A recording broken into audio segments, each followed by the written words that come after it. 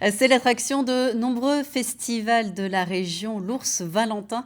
Mais ça ne plaît pas à tout le monde. Son dresseur, Frédéric Chéneau, est la cible de critiques et même de menaces. Il a donc décidé de porter plainte. Reportage d'Émilie Rigaudonzo et Joanne Girardot. Valentin, tu viens, loulou? Valentin et Frédéric, une histoire de cœur, comme le dit le dresseur, qui se produit en spectacle avec son ours depuis près de 10 ans. Valentin, s'il était malheureux, un gabarit pareil, il y a longtemps qu'il m'aurait dit qu'il n'était pas d'accord et qu'il me l'aurait fait payer. Donc il y a vraiment aucun souci. En plus des spectacles et du cinéma, Frédéric a créé un refuge de 9 hectares. Il y héberge 150 animaux sauvages aux histoires douloureuses.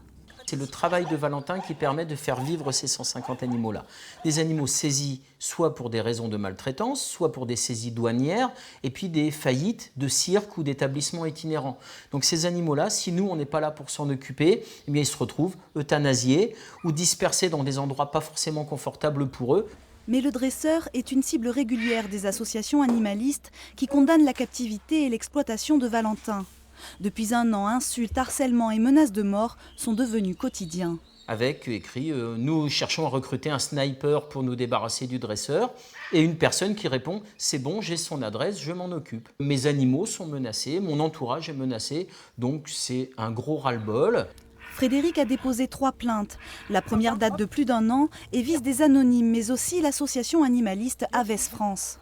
Il y a des gens qui dérapent et qui vont directement dans les invectives. Encore une fois, nous on a toujours dit que ce n'était pas notre façon de militer. On n'est pas du tout ciblé sur Frédéric Chéneau. La seule chose qui lui fait penser qu'il est plus menacé par les gens ou ciblé, c'est tout simplement qu'il capte la majorité des contrats. L'association a été auditionnée par la justice. Frédéric, lui, espère pouvoir s'expliquer avec ses détracteurs, s'il le faut, au tribunal.